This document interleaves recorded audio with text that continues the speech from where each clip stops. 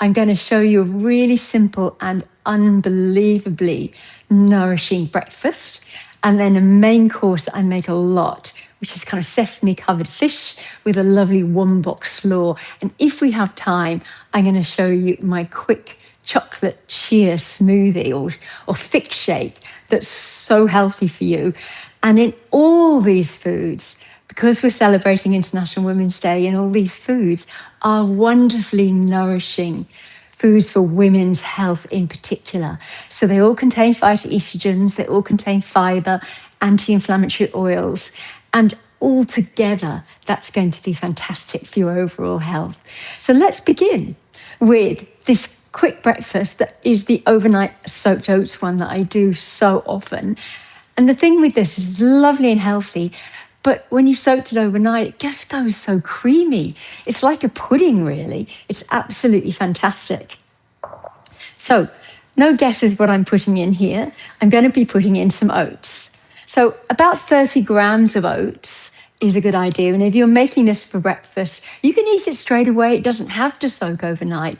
It just goes even more luscious and creamy overnight, that's all. So I'm popping 30 grams of oats in, which is roughly about 4 tablespoons of oats. And then I'm going to put a tablespoon of chia seeds in. I've just got my cheat sheet here, and I'm just making sure that I follow the recipe.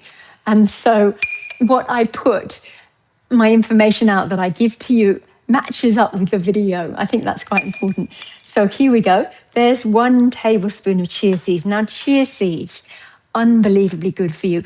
They've got phytoestrogens in, they've got protein in them, they've got fiber in them. And the fiber that I particularly love that they contain is the soluble fiber.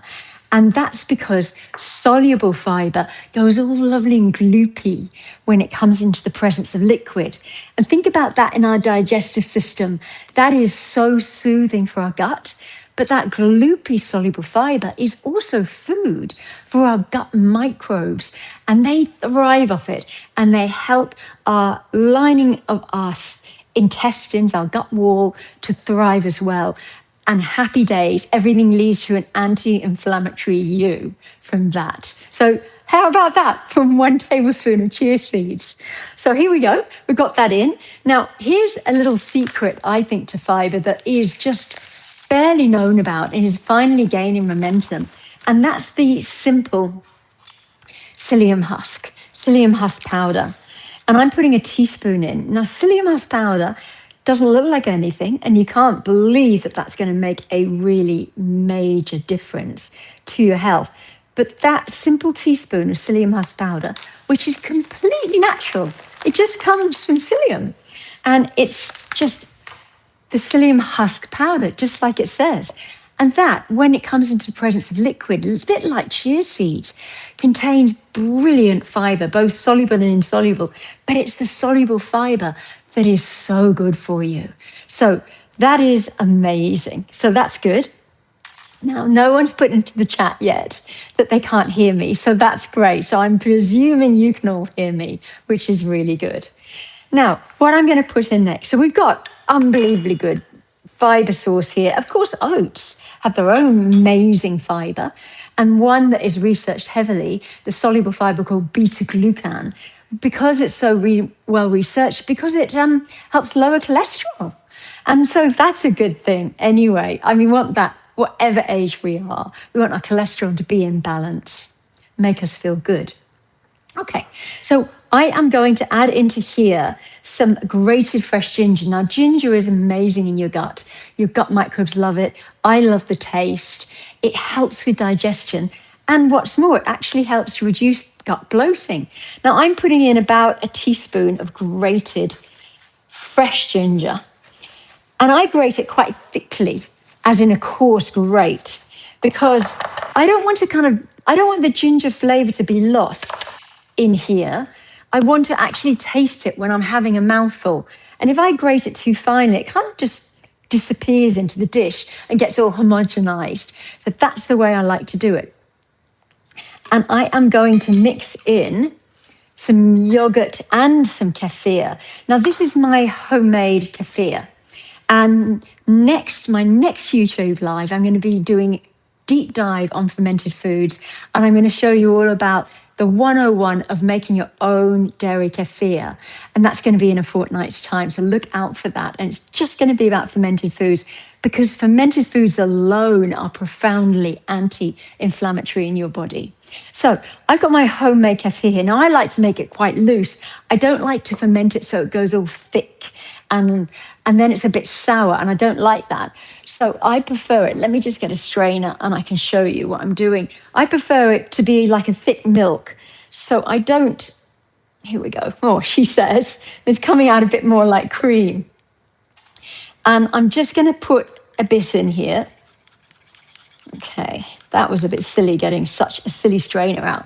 Let me get a bigger strainer and I'll show you what I mean. Here we go. Okay. So I'll be showing you all about this in 2 weeks' time at my next Cook Along YouTube Live. But here we go. This is my homemade kefir. And I'm putting that in, and that's a little bit like thick milk consistency. And then I'm going to add in my yogurt, which I haven't got out of the fridge yet. Hang on. I will just get that out of the fridge. And the yogurt and the kefir together, I think, is a superb combination for my gut. But you don't have to use kefir. You don't have to use yogurt. You just use what you like. All together, you make up roughly 1 cup's worth, which is about 250 mils or 250 grams. Okay. And that you mix together. Everything beautiful. Mix all that together. And then I'm going to grate in a pear. Now, you could sub the pear for cherries when they're in season, or frozen cherries, or dried cherries. They're all really, really good. Or you can use an apple, or you could use berries in this. But I just adore the combination of ginger, fig, and pear. It's one of my all-time favorites. And so I'm just going to grate this in. Once again, I'm coarsely grating the pear and with the skin on. The skin's got great fibre in it. Actually, pears have unbelievably good fibre in it.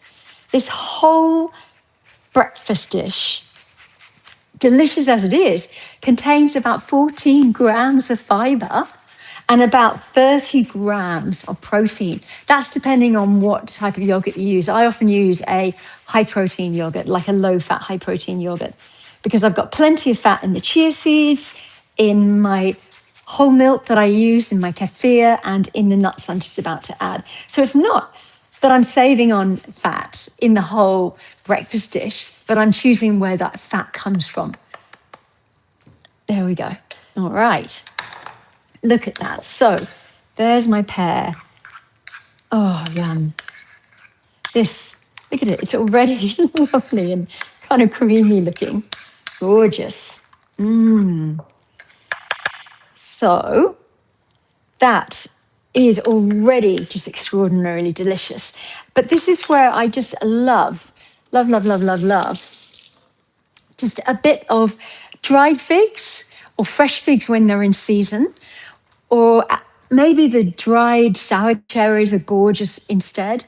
Now, at the moment, I'm in Sydney and fresh figs are in season. And so I'm actually going to use a fresh fig. So I would either use a dried fig or a fresh fig in this. And because they're in season, I'm absolutely going to use here we go, a fresh fig. Yum, yum, yum, yum. Totally gorgeous. Let's make it all pretty. Although, of course, once I start eating it, I'm just going to mix the fig in. Oh, yes. So 1 or 2 dried figs would be perfect in this as well. And then for crunch and more protein and more fibre, I tend to add in some almonds. I might chop them up. I might leave them whole, or I might do walnuts, or I might do pistachios or pecans, depending on how I just feel or what I've got in my cupboard. But that is the overall dish. Now, I would just put another plate over the top, cover it, put it in the fridge and leave it overnight and then eat it, because it starts to pre-digest and the oats become actually more easier to digest in your gut that way. But you could just eat it straight away if you wanted to. And generally speaking, I made this one actually yesterday.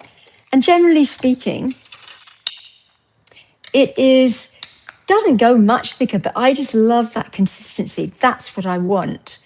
But you may want it a little bit thinner than that. So add a little bit more kefir liquid or milk if you want, or choose a yogurt that's not so thick. It's entirely up to you. Or add a bit of water and make it the thickness you want. Now that one is a quick breakfast. I'm not sure how long that took to make, but that's as easy as it is. And every night you can do that if you'd like to. What we're going to do now, I'm going to wipe this clean.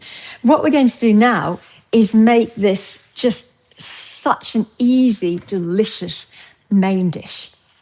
And it's centered around, I'm using fish, but you can absolutely use tofu, and I'm going to do both.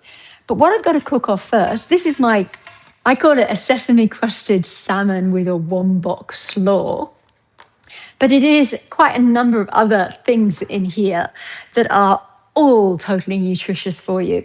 And what I'm going to do is quickly cook off a bit of broccoli. Now, this is a dish for just one person I'm making. And so I want to get the broccoli into tiny little bite-sized florets. And I'm just going to blanch them. That's all I'm going to do. They don't barely need cooking. In fact, if you wanted to, you can even eat broccoli raw, but I don't like the texture and the taste. So I'm going to get a bit of water and I'm going to just bring it to the boil. And once it's boiling, I'm just going to fling that broccoli in for about a minute. Okay, so I'm just going to get that to come to the boil. And whilst I'm waiting on that, I'm just going to get the salmon, which I think I have left over here. I knew it was close by. And I'm going to show you what I do here with it. So I've just got a piece of salmon, a portion of salmon. Now, I adore salmon, but only if I know what farm it's come from or who the manufacturers are, if you know what I mean. I want to know that they use sustainable farming sources, that they feed the salmon good quality ingredients. Now, I'm in Sydney at the moment, and I know there's a brand of salmon called Ora or King Ora salmon from New Zealand. And that's what I choose to buy because I know they do really good farming practices. And they also feed the salmon natural food. So not junky, cheap kind of pellets of, I don't know, rubbish. I do know, actually, and I'm not going to go on about it tonight, but I am choosing to have a high quality salmon where I know that the farming practices are very good. If you're nervous about using salmon, choose another fish. Choose a white fish fillet that you like and you know that is sustainably caught or sustainably farmed. This one I do know, and I'm really happy with that. So I am going to just toss it in sesame seeds. Okay. And I like this because I just love that little crunch on the outside. And then we're going to fry it because I've cut the salmon into bite-sized pieces. And I've done that on purpose because I'm going to fry it. And it fries off really quickly when it's cut into bite-sized pieces like that. Pop a little salmon stick.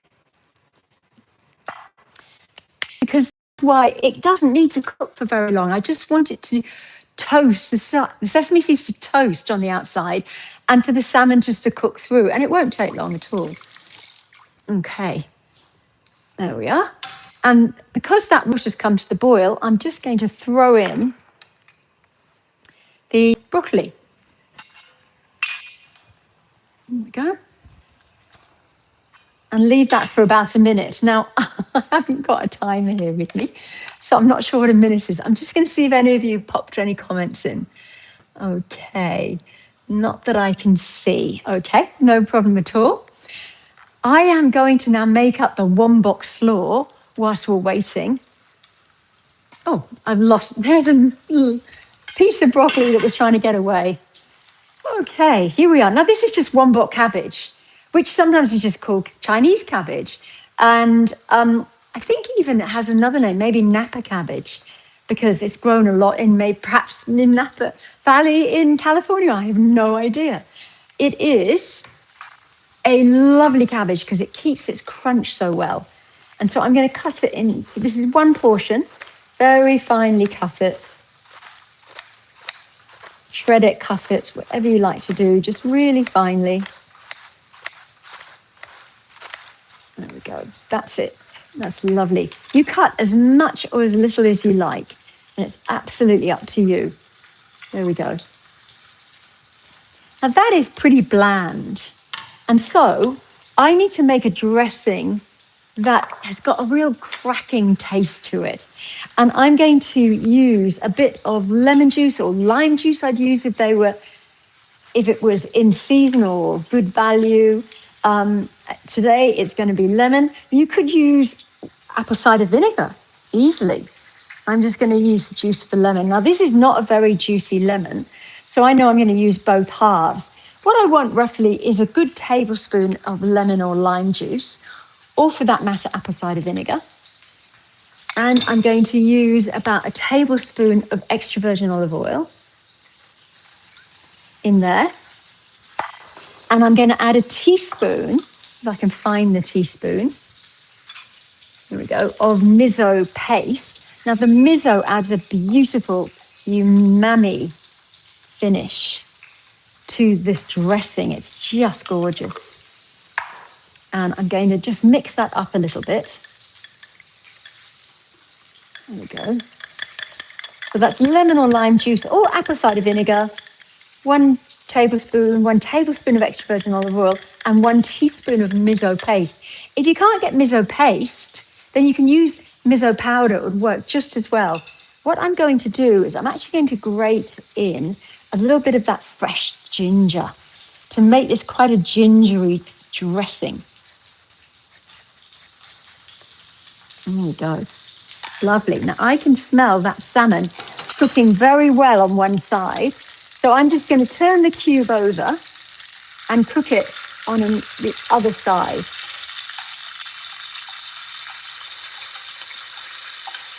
And I'm going to take that broccoli out of here. I think I probably gave it a bit longer than 1 minute, but it should be all right. I'm just going to drain it off. And I'm just going to run cold water on my broccoli.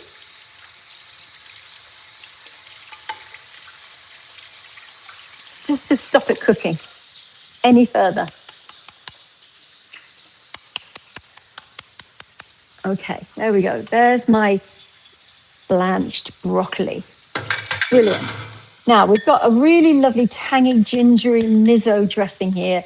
And we've got some fairly plain wombok cabbage. And we've got some salmon that is literally almost ready. I turned it over to one side, and I think that it's pretty good. This one is just doing here.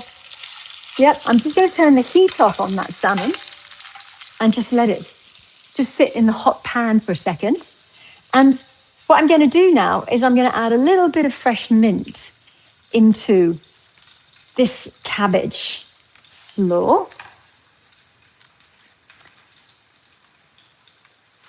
There we go.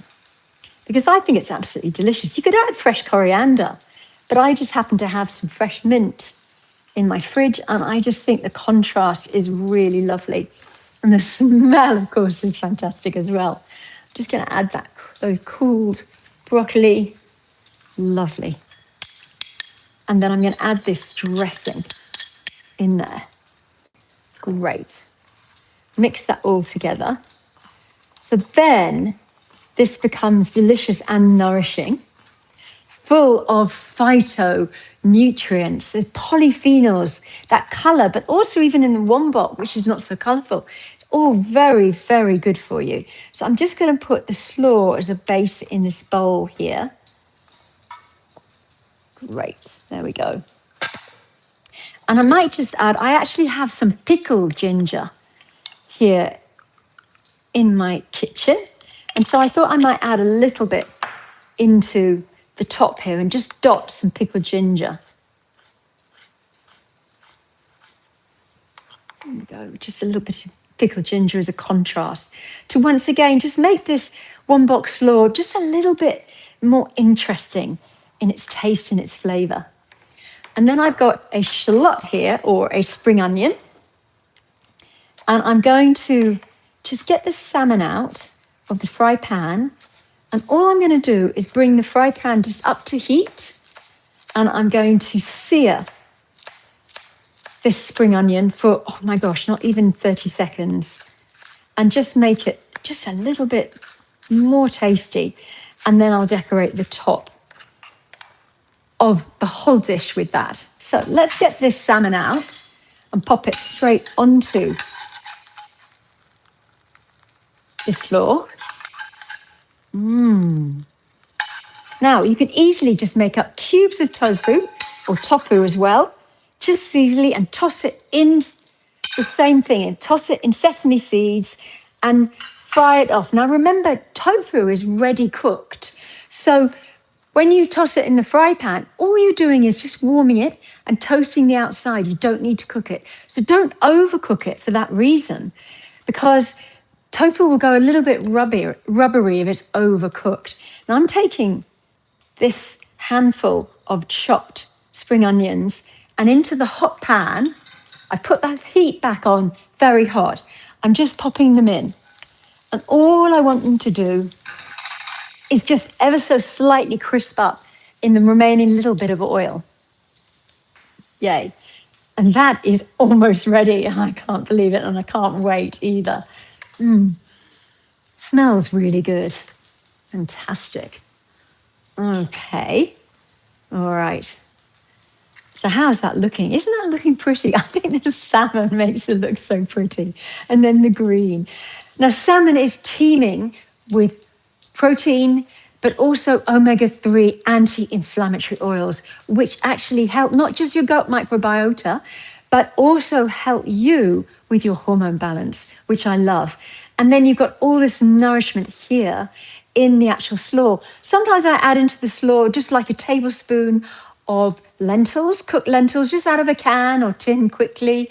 And that's really good. And that helps to bump up the fiber in this dish. I like that a lot. So that's the spring onions ready. They're all done. Into the hot pan, you see, they've just seared. That's all I wanted them to do.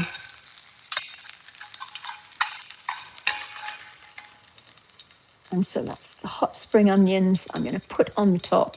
So they're slightly crispy now. Here we go. Yum. And that's it. How about that for a really nourishing dish? Okay, yummy. Now, I think that went really well. Now, let me have a look at the time. Ooh, have we got time to sneak in a quick sort of smoothie? This is a thick shake smoothie. I think we can just throw it together and do it in no time. So let me just show you what I do. Here we go. So I'm adding in, it's my 1 tablespoon routine. What do I mean by that? I use 1 tablespoon of cocoa powder or cacao powder, whatever you've got around. Just pop that in. 1 tablespoon, in that goes. And 1 tablespoon of chia seeds. There we go. And sometimes I put some, like half a teaspoon of psyllium husks in here as well.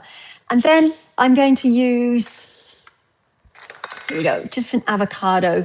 This is a ripe avocado, which in Sydney at the moment, they are so cheap. They're literally almost like giving them away. And I'm putting the equivalent of in a sort of 1 tablespoon of ripe avocado in there. And then I'm going to add a small handful of berries. They can be fresh or frozen. And these are frozen berries.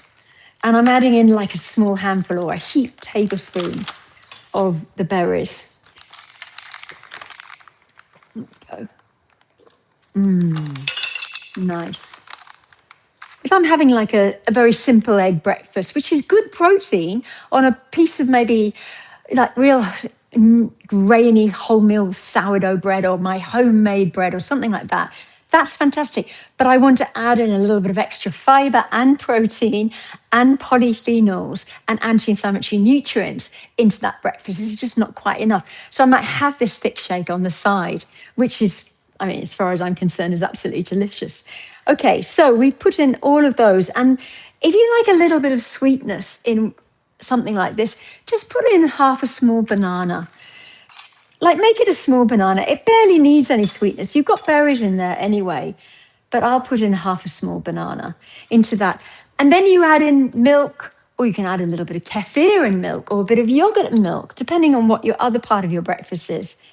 I'm just going to add in some milk. You just want it to, if it's plant milk, like this is soya milk, so I know it's got phytoestrogens in it. Just going to grab some scissors. Hang on. Okay, can't find the scissors, so I'll use a knife.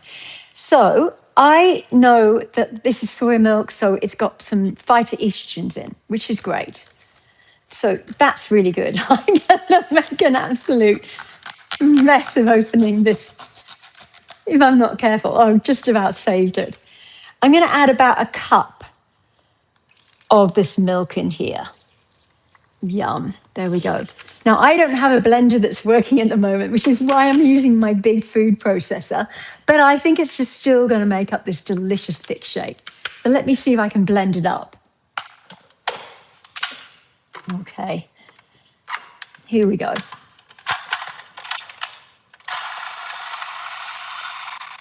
So you've got in there protein and fiber and polyphenols, which are anti-inflammatory in the body. And it's really, really delicious. And if I was just having that alone for breakfast, then what I would do is I would add a protein powder, probably a plant protein powder, which has absolutely no additives and no flavorings in it.